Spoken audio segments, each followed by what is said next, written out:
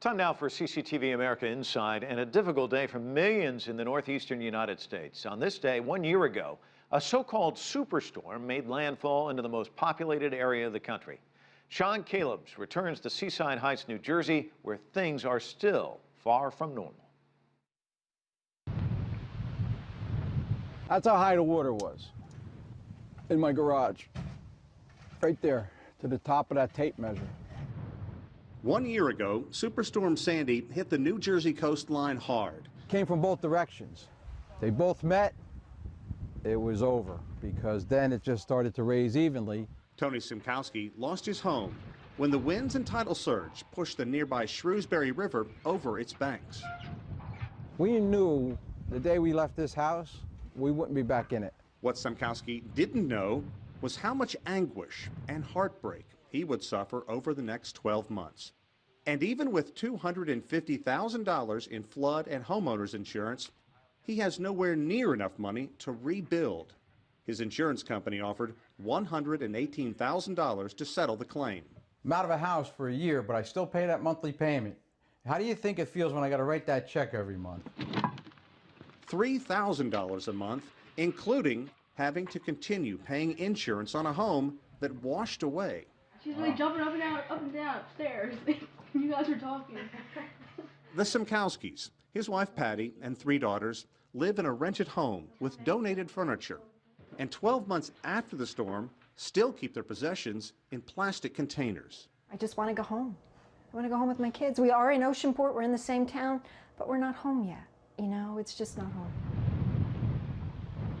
There are families like the Simkowskis all along the East Coast.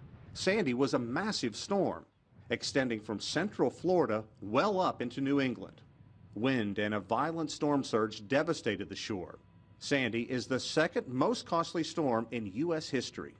The federal government and insurers were supposed to be better prepared this time, learning lessons from the fiasco that was the aftermath of Hurricane Katrina along the Gulf Coast. But federal aid from the $65 billion in damage is only trickling in. Nobody's here to help you. Nobody.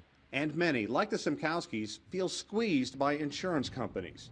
With no other option, the retired New Jersey state trooper works on rebuilding, depending on volunteers like these school kids from a local college and good friends, all the while trying to stretch what money he has to make his family whole again. This is our second Christmas out of the house. When my youngest is asking me, Daddy, when are we going to be back in the house? It's hard, heart-wrenching. And Callebs joins us now live from Seaside Heights, New Jersey. And Sean, as you reported, the Simkowskis paid for $250,000 worth of insurance, but their settlement offer amounted to less than half of that. How is that possible? Yeah, that is the rub, and that's what so many families, so many businesses all along the Jersey coast are running into. Here's what it comes down to. There's a difference between having a homeowner's policy and having flood insurance. Now, the flood insurance is run by the federal government. When the damage came, the insurance adjusters came to the house and said, okay, we're going to cover you this much for flood insurance, this much for homeowners. What he has found out the hard way is he didn't know his policy inside and out. He's very frustrated looking at legal action, but right now he's forced with trying to rebuild his house with less than half of the coverage, and actually the house and the contents are worth $400,000, so he's nowhere near getting back in that home. Yeah, you know, you mentioned that the predicament looks even worse when you take into account the equity in their home, an insurance offer of $118,000 on a $400,000 home. What are the other options? Do they have any? They really don't. I mean, that is the long and short of it. If you count the thousands of people who've been displaced, it's very difficult to even find some place to put a family. They've had to move 3 different times. One time they were in a rental for 6 months, then they had to get out of that. Then they lived with Tony's in-laws for 2 months, and basically the entire family stayed in one room, and that was just brutal on everybody, got on everybody's nerves, as you can imagine. Now think about this. This is just one family, and this is going on all the way from the south, Atlantic City, all the way up into New York. There are thousands of homeowners in this same predicament. Think back a year ago when so many lawmakers, so many officials, federal, state, got out here and said, we will not leave until this area is whole again.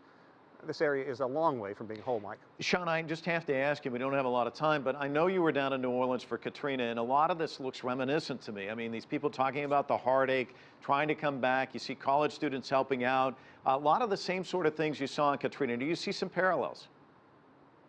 Yeah, without question. I think that an area like this is going to come back because of the civic pride, because of the volunteer effort. If you look at the federal money that has been appropriated and the money that has just trickled in here, it's a shame. And that is exactly what happened along the Gulf Coast. That area, 8 years later, still isn't entirely whole, still didn't come back the way that it used to be. And that's what people here are going to be dealing with for the months and possibly years to come.